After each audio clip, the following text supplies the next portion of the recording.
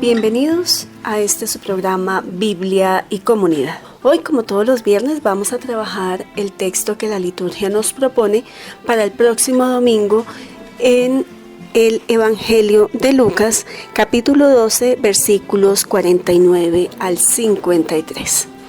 Hoy, para ahondar y profundizar en el texto, nos va a acompañar Miguel Camelo. Miguel, bienvenido, qué alegría que estés nuevamente con nosotros. Ivo, muy buenas tardes, un saludo a toda nuestra audiencia en esta celebración de este programa tan importante para la fe y la comunidad. Miguelito, esto es un texto bastante interesante que nos está proponiendo la liturgia y que nos ayuda también a entender esos aspectos y esos elementos propios también de nuestra vida, de nuestra experiencia de fe, en el desarrollo también de una expectativa que este proyecto que Dios nos propone pues es bastante grande e interesante. ¿Qué nos propones tú para poder desarrollar este programa? Bueno, en primer lugar vamos a invitar a toda nuestra audiencia a que tomen su Biblia, ubiquen el Evangelio de Lucas en el capítulo 12, versículos 49 al 53 y vamos a iniciar haciendo una lectura para identificar las partes que tiene este texto y así vamos a ir explicándola parte por parte. Muy bien, entonces vamos a iniciar con la lectura del texto del Evangelio de Lucas desde el capítulo 12, desde el versículo 49. Dice así: he venido a arrojar un fuego sobre la tierra y cuánto desearía que ya estuviera encendido. Con un bautismo tengo que ser bautizado y qué angustiado estoy hasta que se cumpla. ¿Creéis que estoy aquí para dar paz a la tierra? No, os aseguro, sino división, porque desde ahora habrá 5 en una casa y estarán divididos. 3 contra 2 y 2 contra 3. Estarán divididos el padre contra el hijo contra el padre, la madre contra la hija y la hija contra la madre, la suegra contra la nuera y la nuera contra la suegra. Palabra del Señor. Gloria a ti, Señor Jesús. Qué texto tan, no sé, como tan contradictorio, ¿no? Uno generalmente escucha como el Evangelio y uno se imagina solamente como estos mensajes de amor y uno escucha este texto y dice, bueno, ¿y aquí cuál es el desafío que nos propone también la liturgia para el próximo domingo y cuáles son también como los desafíos para nuestra propia experiencia de fe? Bueno, sí señora, lo primero que vamos a tratar de identificar son las dos secciones, las dos partes que trae este evangelio y cómo desde la primera parte, los primeros versículos 49 y 50, Jesús empieza aclarando cuál es el sentido de su venida por medio de un lenguaje parabólico y enigmático. Por eso nos causa como cierta sorpresa, digamos así, el mensaje y las palabras que utiliza para transmitir esta experiencia. Entonces vamos a empezar a recorrer mostrando las secciones que te estaba enunciando Ivonne y cómo cada una de ellas tiene una particularidad y un mensaje que vamos a ir descubriendo gradualmente. ¿Correcto? Bueno, entonces invitamos a nuestros oyentes para que sigan este primer versículo 49 del Evangelio de Lucas en el capítulo 12, donde inicia diciendo que fuego he venido a echar sobre la tierra y cuánto desearía que ya estuviera ardiendo, dice Jesús en sus palabras. Este versículo inicia con un sujeto que es la palabra, el sustantivo fuego, que en griego es pir, y un verbo que en griego está construido como un aoristo indicativo en primera persona del singular he venido, yo he venido, ¿cierto? A traer ese fuego. Y viene acompañado con un verbo en aoristo elzo, poner, echar. El autor utiliza esta forma verbal del griego, el aoristo es un pasado cerrado concluido, para señalar la intención de esta acción, de ese fuego que ha venido a traer. ¿Qué significa esto? Que Dios ha enviado a su Hijo, y su Hijo, Cristo, tiene el encargo de cuidar ese fuego. ese fuego que representa la buena nueva, o que también puede ser identificado como el don del Espíritu Santo, como una misma misión entregada al Hijo, ¿no? Entonces mire la connotación de ese lenguaje simbólico que ya empieza a aparecer en ese versículo 49. Veo, digamos que hay como también un signo de deseo, pero de deseo de alegría, cuando dice cuánto desearía que ya estuviera ardiendo, ¿no? Que ya estuviese encendido. Es como si ya se hubiese cumplido una promesa o una realidad esperada. Propiamente no es una realidad ya esperada, sino que espera que se realice, ¿no? Entonces, no es cumplida, sino como con el deseo, con la aspiración de que eso suceda, ¿no? Entonces, esta misión, esta búsqueda de que Cristo, Hijo de Dios, sea el portador de esa buena noticia que está presente para todos los oyentes, para todos los discípulos, para todos los que creen. Pero ahí hay una connotación muy particular, que también expresa como cierto miedo, cierta angustia, cierto recelo. ¿Por qué? Porque hay algunos discípulos o algunos seguidores que no son tan inclinados o dóciles a esa aspiración de que se cumpla esto en el reino. Más bien, hay algunos que intentan apagar ese fuego, ¿no? Esa misión del Hijo de Dios. De este modo, podríamos decir que una de las primeras aspiraciones en estos versículos es que aquel que se una al fuego, que vendría a ser representado por el Salvador, por el Hijo de Dios, ¿no?, irrumpe en esa lógica que cambia todo en el reino de Dios. Ese a echar fuego sobre la tierra propiamente no puede ser entendido como un castigo, más bien debería ser entendido como un instrumento de purificación o de preparación o de apartamiento del mal, que era un concepto muy presente en el Antiguo Testamento, y también se podría identificar como un signo del juicio de Dios para vivos y para muertos. Podemos decir también como el deseo de Dios de limpiar el mundo de situaciones no deseadas para su proyecto, una cosa así. Sí, eso lo llamamos reino de Dios. El reino de Dios tiene que cumplir como ciertas etapas, como ciertos deseos, ciertos momentos, y esa es la aspiración que tiene Dios, ¿no?, de implantar el reino en medio de los hombres, ¿sí? Aunque a veces nos puede parecer un poco difícil de entender ese lenguaje para captar qué es lo que está diciendo él. Bien, bueno, yo veo aquí como dos figuras, llamémoslo así. En este primer versículo pues está el fuego, ¿cierto?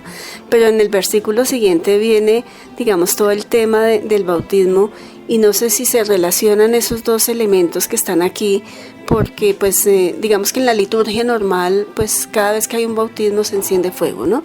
Entonces no sé si esto tiene que ver lo uno con lo otro, o por qué utiliza el texto estos dos elementos que están ahí dando como esa pauta para poder entender mejor también lo que como te decía al inicio, este texto que me parece bastante duro, digamos como fuerte en la literatura del Evangelio, para la realidad nuestra, ¿no? Que uno se imagina que Dios quiere que todo sea amor, unidad y paz. Sí, bueno, ya vamos a llegar al versículo 50, donde está esa conexión, este paso de ese simbolismo del fuego hacia el tema del agua. Pero antes quería concluir con una idea que es importante. En el versículo 49 decía la expresión de Jesús que cuánto desearía que ya estuviera encendida. En el texto griego utiliza tres partículas, ti, celo, ei, y estas tres palabras pues tienen una complejidad, digámoslo así, porque son unas palabras reto para el exégesis, para entender qué es lo que significa, qué es lo que son. Esta es una frase completiva que depende de un verbo, el verbo desear, el verbo querer en griego es thelo, y describe una situación irreal. Mira aquí la connotación que es importante. Un deseo, pero es un deseo que no ha llegado al cumplimiento y que se espera que se cumpla, ¿no? Unida a un pronombre interrogativo ti, en griego, que, y a una conjunción ei, ¿no? Una condición, reproduciendo todo esto una estructura de la sintaxis semita con el verbo anethe, que es que fue encendido. Entonces, estos tres elementos que estamos mencionando, ti, thelo, ei, es la aspiración o el deseo de que se cumpla esa pretensión, ¿no? Ese deseo, ¿no? Que lo estamos mencionando. Entonces, estos elementos nos van a conectar, como tú ya estabas diciendo, al siguiente versículo, el versículo 50, que da ese paso del simbolismo del fuego al tema del agua. Y estos dos, entendidos como con un sentido de prueba, ¿no?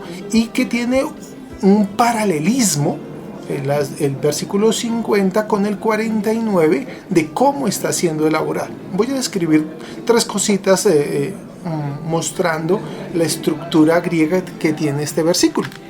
El verbo ejo está unido al verbo baptizenai, que es tener y bautizar.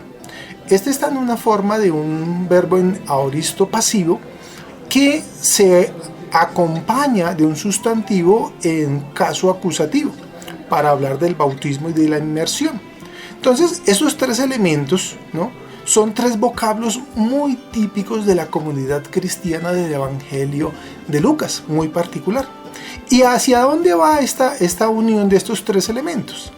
A alargar el significado del bautismo, no solamente como una forma de sumergirse, ¿cierto?, sino que va dirigido a entenderlo como una experiencia transformadora o una experiencia como el sufrimiento redentor, ¿no?, que cambia, que modifica. Y este viene acompañado con un verbo que en el griego es el synechomai, estar afligido. Entonces, estos tres elementos van mostrando como reorientando hacia dónde va el sentido de prueba, ¿no?, que tenía tanto el fuego como el agua. ¿Sabe qué podemos decir aquí? Que digamos, el sentido del bautismo no es solamente como la expresión externa que tiene, digamos, que tiene el sacramento hoy, un poquito mirando como eso, no solamente la vestidura blanca, el ser encendido, el poner agua, sino que realmente eso tiene que configurar, transformar la vida y asumir un poco también como toda la misión redentora de Jesucristo en la vida de todo bautizado. Sí, señora. Mire que la experiencia del Hijo es una experiencia que se podría configurar como un bautismo transformante, como una prueba, y esa prueba llega al límite que es la entrega de la vida, ¿cierto?, por el perdón de los pecados de los creyentes, indudablemente. Entonces, si este concepto de bautismo no solamente está restringido pues al agua, al bautismo, a la purificación, sino que se alarga en esa experiencia salvífica y salvadora del Hijo de Dios por aquellos que creen. Entonces aquí encontramos como la conexión de estos dos primeros versículos cuando Jesús está diciendo que ha venido a traer un fuego, ¿cierto?, o un bautismo. ¿Para qué? Para que transforme, para que cambie la existencia de los creyentes, para que se implante el reino de Dios. Eso implica, por tanto, un compromiso muy grande de aquel que cree con ese proyecto de Dios, llamémoslo proyecto el reino de Dios, ¿cierto? Y ese compromiso tuyo, mío, de todos nuestros oyentes, de realmente ser no solamente, digamos, unos cristianos pasivos en el ejercicio de ser bautizados, ¿cierto? O sea, ya tengo mis padrinos y tengo mi acta de bautismo y ya con eso es suficiente, sino realmente asumir, no sé si lo diré adecuadamente, la cruz, la misión, el compromiso que tengo frente a esa construcción del reino que tengo que hacer ante lo que cada uno de nosotros es y hace en su cotidianidad? Indudablemente que la configuración de fe y de experiencia cristiana implica mucho más, ¿cierto? Nosotros en forma común creemos que es suficiente cumplir los sacramentos, hacer el bautismo, hacer la primera comunión y de pronto asistir a una celebración litúrgica, ¿cierto? Pero fíjese que las implicaciones existenciales, llamémoslas así, son mucho más amplias, mucho más marcantes, y es de un seguimiento al modo del Hijo de Dios, que si cambió su vida o su existencia para salvar a los otros, pues para nosotros la tarea no es menor. Entonces, tú decías una cosa que es muy importante, que la existencia de fe de un cristiano no solamente es pasiva, sino que es activa y es transformante y transformadora en todas aquellas esferas en las que uno tiene que identificarse como creyente, como cristiano. Tú hablas de unas esferas y no sé, de pronto a mí se me ocurre, yo tengo que ser cristiano aquí, pero en el resto de la vida no. ¿Esas esferas son así o envuelve toda la vida del creyente? Pues al contrario de lo que nos sucede a nosotros, que a veces creemos que podemos separar nuestra fe y nuestros ámbitos de manera como muy, digamos, diferenciada. Para un creyente uno debe ser auténtico en cualquier espacio, en cualquier lugar, en cualquier circunstancia, porque en esa se va a reflejar auténticamente la identidad y el ser, ¿no?, de aquel que sigue al Señor. Entonces incluye pues todas las dimensiones y las esferas de la existencia humana, no solamente las fáciles, no solamente contentos cuando celebramos y cantamos la fe en comunidad y cuando salimos de la puerta hacia afuera creemos que eso ya no nos toca. Por todo lo contrario, es ahí donde se empieza a evidenciar la autenticidad de ese seguimiento, de esa experiencia, de esa vivencia de la existencia de Dios en medio de nuestra vida, de la implantación del reino de Dios para todos. Por tanto, la vida del reino, la vida de experiencia, digamos, de experiencia conformante, porque creo que el hecho de ser bautizado, el hecho de celebrar los sacramentos, pues nos conforma a nosotros en la vida, nos da identidad, nos establece también como una proyección también frente a lo que tenemos que hacer durante toda nuestra trayectoria de vida. Creo que es un llamado de atención también frente a la pasividad en la que hemos convertido la fe, el mismo individualismo, porque veo aquí también como todo el compromiso cristiano comunitario que a veces se nos pierde, ¿no? Y vemos como el compromiso comunitario a veces única y exclusivamente como el servicio de pronto que puedo prestar en una parroquia, en un grupo, en una comunidad, pero no considero que la comunidad eclesial trasciende a todo ámbito. Y creo que aquí el desafío es nuestro, muy, muy, muy, muy, muy, muy grande. Yo creo que tendríamos que profundizar las implicaciones que tiene el hablar del bautismo y el de ser bautizado, ¿no?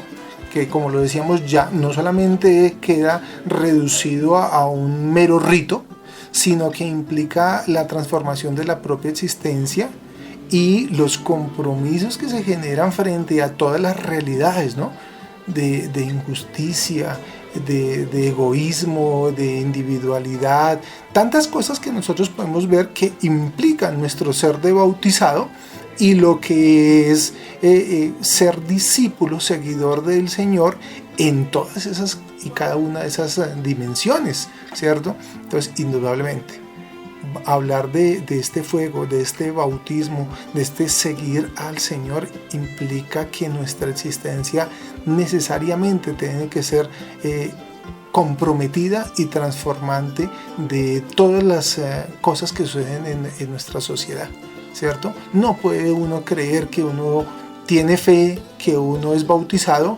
pero que como si estuviera en una esfera apartado y separado y que eso no le corresponde a uno. Todo lo contrario, un creyente, un bautizado, debe tener esa energía, ese compromiso de ser un transformador de una realidad social. O sea, en esa triple función, ejercer con propiedad la profecía a la que estamos llamados. Que el bautismo tiene esas tres dimensiones, ¿cierto? Ser profetas, ¿no? Ser reyes, ¿no? Y esa función profética implica abordar todas las realidades de la existencia, indudablemente. Me siento corta ante todo este desafío que nos estás planteando hoy con este programa. Creo que estoy muy coja para seguir siendo cristiana. Yo creo que todos, ¿no? Todos debemos darnos cuenta de los compromisos y de lo que alcanzamos a hacer y de lo que nos faltaría, ¿cierto? De que de verdad en estas realidades, en esta situación de país, sí, necesitamos ser más partícipes, más transformadores, más seguidores del Señor, que da la vida por todos y transforma la existencia, implanta el reino de Dios. Indudablemente que eso trae unas implicaciones existenciales para cada uno de nosotros, que las tenemos que asumir, que entender y que tratar de convertirlas en acciones, ¿cierto? No solo retórica oral y cositas así mencionadas de lejano, sino que hay que imbuirnos y meternos incluso hasta en el barro para que ese bautismo sea transformante para uno propio y para los que están en el entorno de nosotros. Bien, Miguelito, nos queda un minuto larguito para finalizar esta primera parte del programa. ¿Qué le invitamos a hacer a nuestros oyentes para que nos vayamos preparando a esta segunda parte también que tiene el texto y que es todavía mucho más fuerte? Sí, los versículos 51, 52 y 53 parecen como un reto mayor, ¿no? De las implicaciones de lo que comprendemos o debemos entender que es seguir a Jesús de Nazaret. Entonces invitamos a nuestros oyentes a que tomen su texto bíblico nuevamente, hagamos la lectura mientras vamos a una pequeña pausa, hacemos la lectura de todo el texto que nos propone el Evangelio de Lucas en el capítulo 12, versículos 49 al 53, y creo que también es muy importante hacer un pequeño análisis también de nuestra experiencia de fe, nuestra experiencia creyente y de nuestro ser, de nuestro hacer en la vida cotidiana de cada uno de nosotros. Quiero dejarlos con esta invitación. Les recuerdo Lucas 12, 49 al 53, mientras regresamos. No se vayan, que ya volvemos.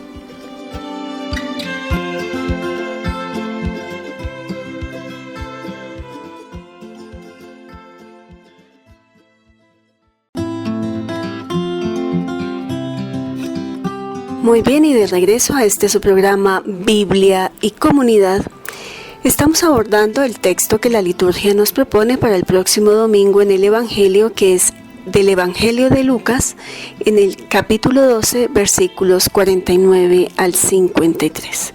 En la primera parte del programa estudiamos, leímos, profundizamos un poco desde no solamente la explicación que Miguel nos daba de lo que implica cada uno de estos dos primeros versículos 49 y 50, sino que también desde el griego nos proponía también o nos enseñaba más bien el verdadero sentido que este texto tiene, que las acciones, cuáles son realmente como el sentido que estas palabras nos proponen, para poder entender también que los dos elementos que allí nos proponen, especialmente el fuego y el agua y el bautismo, nos dan como desafío también para ser un auténtico cristiano hoy.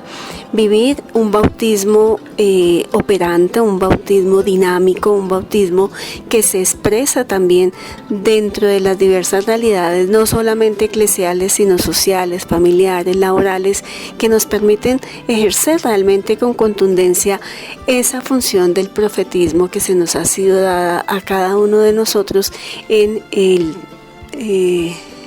compromiso cristiano a través de este bautismo. Vamos a continuar con la segunda parte del texto, que son los siguientes 3 versículos. Miguelito, ¿cómo vamos a seguir aquí trabajando y ahondando en este texto? Bueno, tratemos de ir en cada uno de los versículos detectando cuáles son las características y los elementos claves que componen este escrito. Entonces, retomemos el versículo 51 de este evangelio y parece una cosa como difícil de entender, porque mire que Jesús dice: ¿pensáis que yo he venido a poner paz en la tierra? Y uno se imaginaría que sí, pues la misión de Dios y del Hijo es implantar la paz.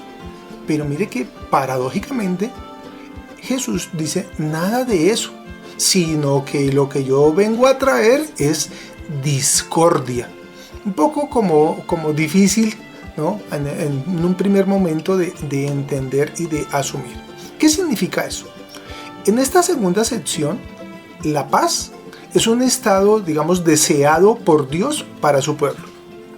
Pero dicha incursión del reino de Dios está acompañada de cierto grupo de tensiones o de divisiones, ¿no?, de falsos imaginarios que tenemos nosotros de qué es el reino de Dios y cuál es la misión del Hijo de Dios. En este versículo 51 se emprende un diálogo tal vez hasta polémico entre el auditorio, ¿no?, los creyentes, en el texto está el vosotros, y el yo de Jesús. Ahí hay un diálogo un poco difícil de entender.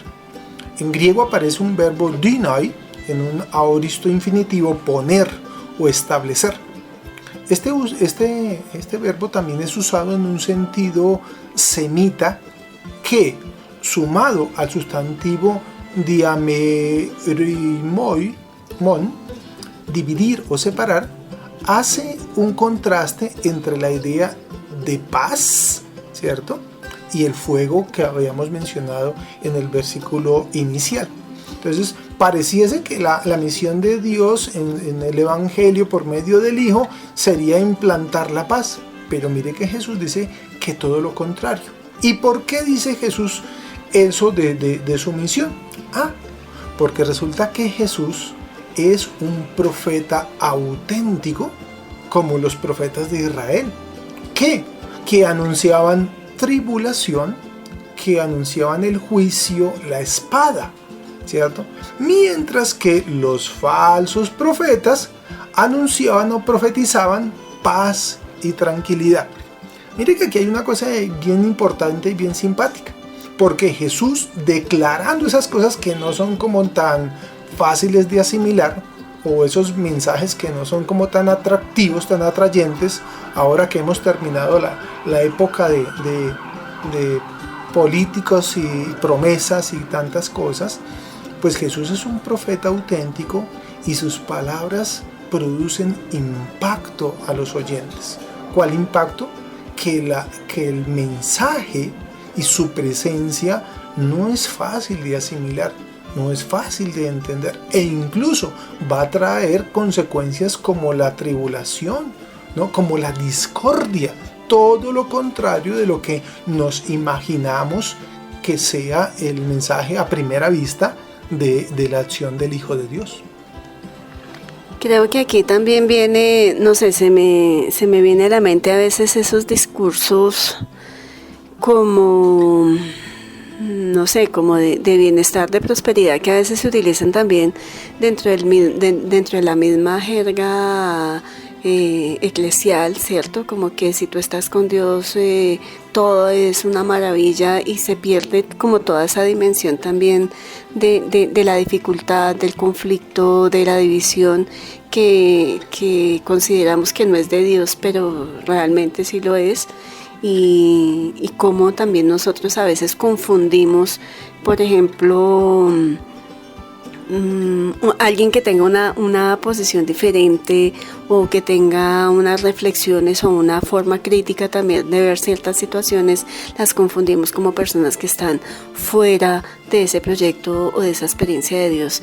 No sé si de pronto tú nos puedas ayudar un poquito como a entender eso, porque no sé, a veces siento como que en el ámbito comunitario y en el ámbito de la fe, nosotros consideramos que todo tenemos que ser todos como hermanitos, igualitos, nos tenemos que querer, no hay que pelear, te tenemos que dar la razón, y si tú eres el líder, pues cómo te vamos a contradecir, y a veces creo que caemos en ciertos errores también en la vida comunitaria frente a esas actitudes que nosotros tenemos, o a esa formación a veces que hemos recibido también de no ser contradictores, ¿no?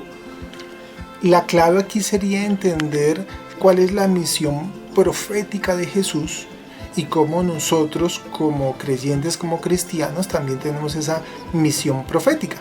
Decía yo que en el Antiguo Testamento una de las maneras de entender que el profeta era auténtico era porque profetizaba o anunciaba hechos que no eran tan agradables. ¿Y por qué pasa eso?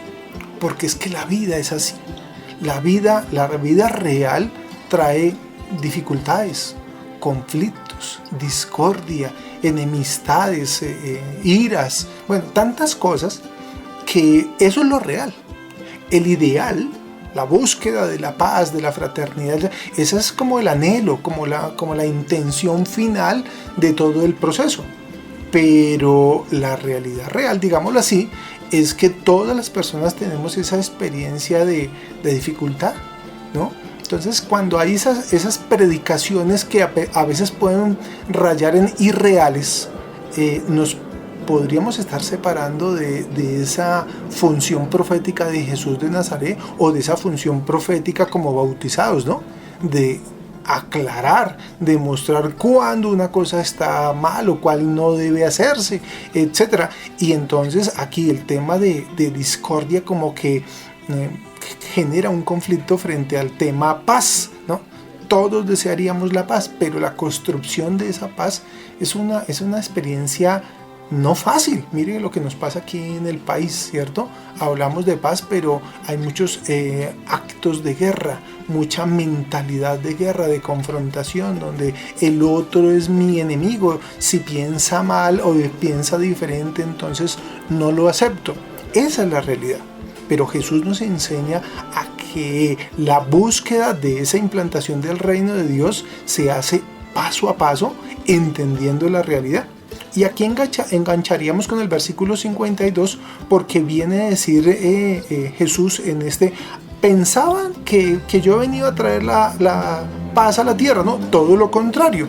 Y de ahora en adelante, con la implantación del reino de Dios, estoy tratando de parafrasear el versículo 52, desde ahora en una casa, ¿cierto? Y una casa es una comunidad de fe pequeñita, ¿no? Muy nuclear, llamémoslo así. Mire, en una casa de 5 personas habrá discordia, o sea, hasta en lo más íntimo va a haber discordia, y se van a contraponer 3 contra 2 y 2 contra 3. Fíjate. Y indudablemente, bueno, ahora que hemos vivido todo este tema de política y de elección, sí que se ha vivido, ¿no?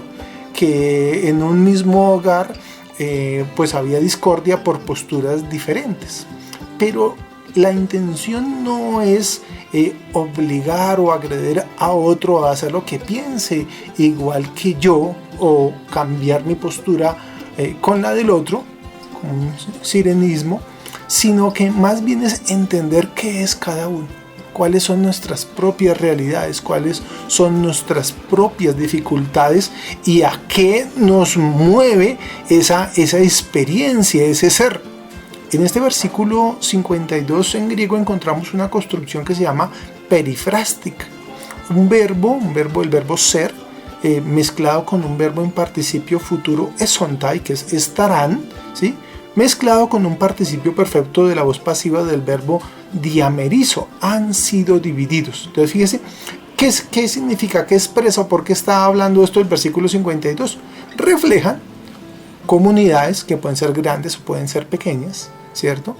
El texto habla de comunidades pequeñas, 3 que se confrontan con 2 o 2 contra 3, así algo así como los dedos de la mano. Si nos ponemos al frente de las manos, vamos a ver que la unidad de la mano son estos 5 dedos, pero que 2 están en una postura y 3 en otra, ¿cierto? Esa es la realidad, esa es la realidad. Entonces fíjese cómo lo que quiere describir en este versículo 52 es una realidad difícil, conflictiva, pero que en el fondo es que es real, ¿cierto? Y ¿qué tenemos que hacer para asumir esta realidad y sobrellevarla y generar una actitud de paz, de armonía, de entendimiento, ¿no? Yo creo que estos son elementos muy importantes. Entonces aquí me entra a mí como no sé, la reflexión, digámoslo así, que la armonía, esta paz, este entendimiento que tú nos estás proponiendo en este momento no es una mirada unidireccional, no es una posición igual para todo el mundo, sino es también cómo poder entender diversas posiciones sin entrar en conflicto, ¿no?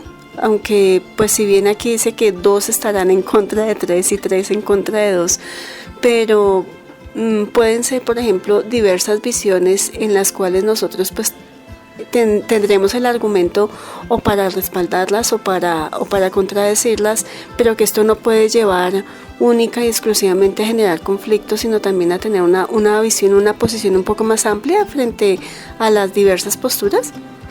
Yo creo que hay varios elementos ahí. Considerar, por ejemplo, el concepto de pluralismo, en el cual pues no hay una sola única postura, digámoslo así, no hay un solo argumento, sino que hay múltiples y diversos, como cuando nosotros miramos, no sé, cualquier cosa, un objeto del conocimiento.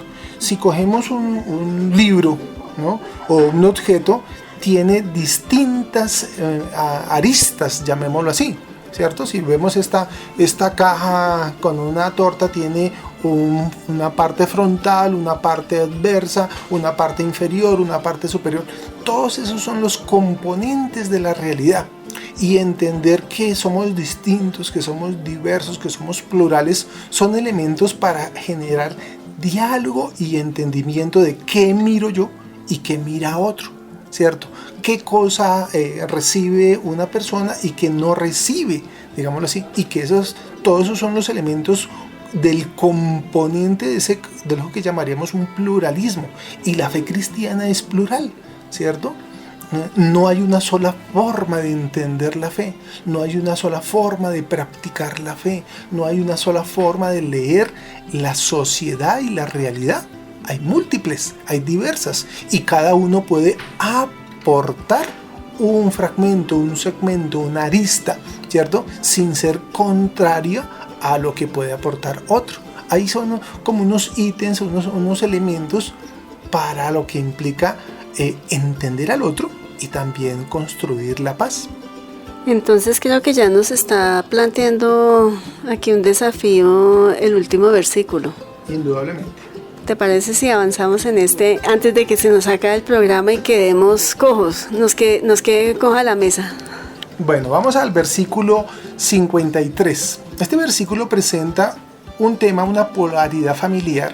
Serán divididos y 2 oposiciones.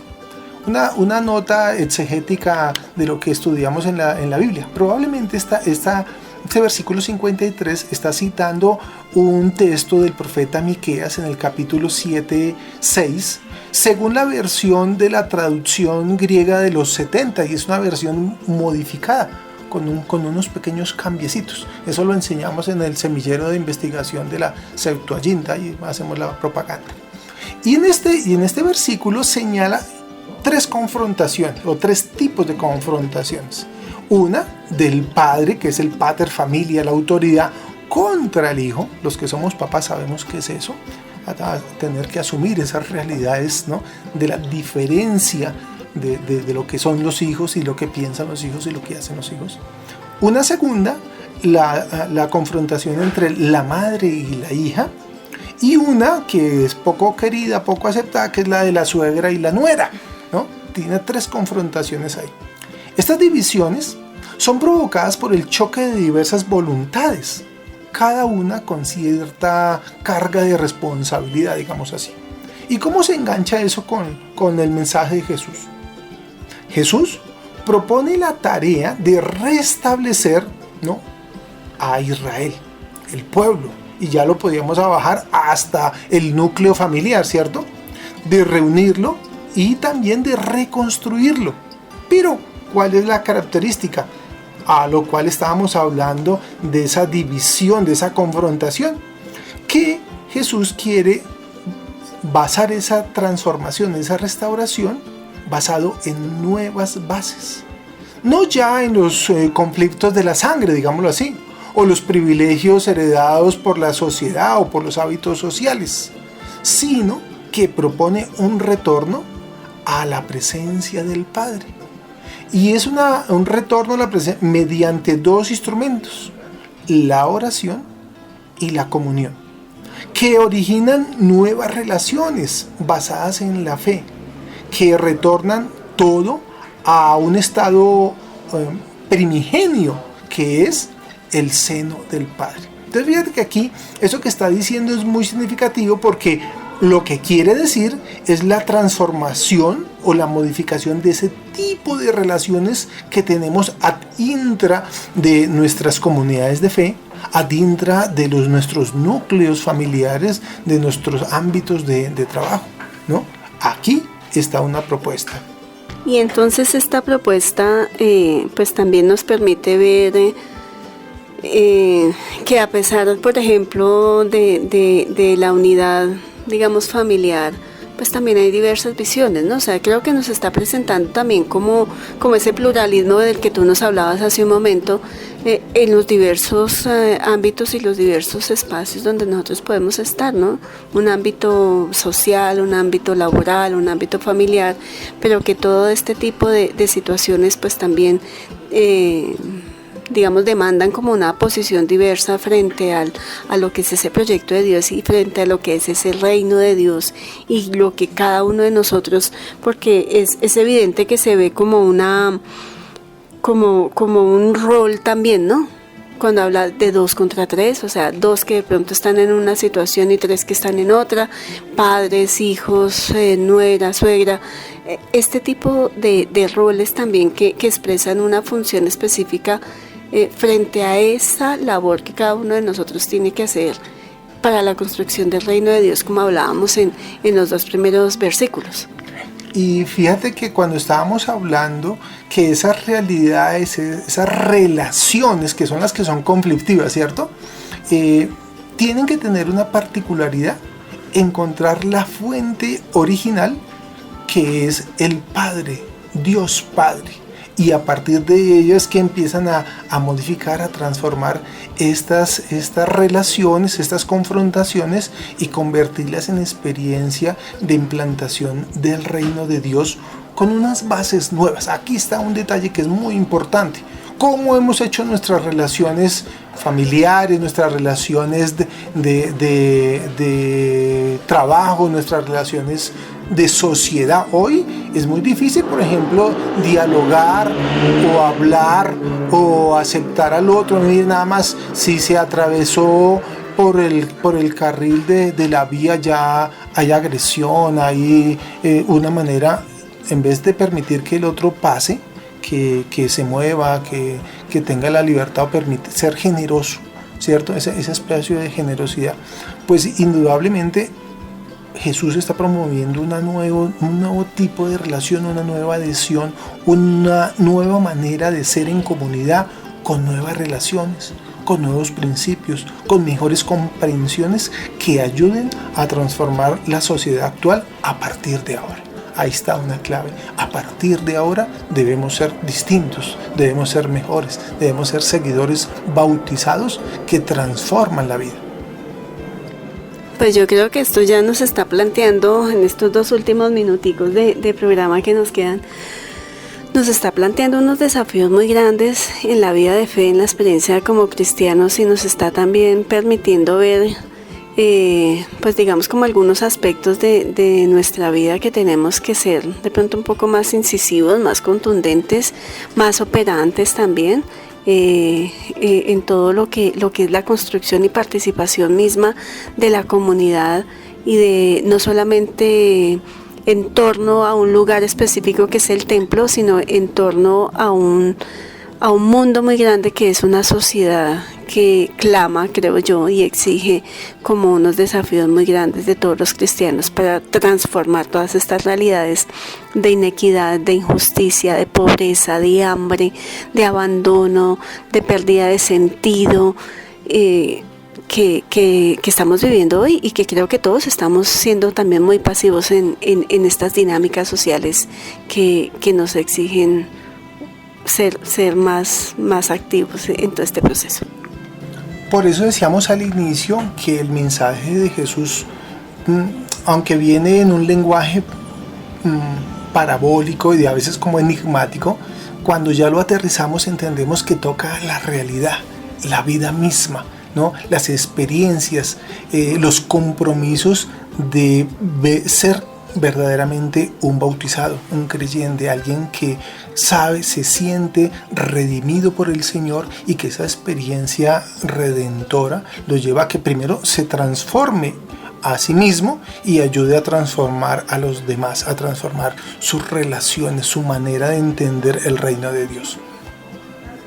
Bueno, Miguelito, nos vamos con estos grandes desafíos. Creo que me voy pensativa todo este fin de semana también en revisar mi vida y en mirar cómo puedo seguir creciendo y ser contundente en el compromiso mismo de la fe. Miguelito, mil gracias, y bueno, esperamos que vuelvas pronto. Bendiciones para todos nuestros oyentes. Mil gracias a todos ustedes por estar en sintonía en este subprograma Biblia y Comunidad.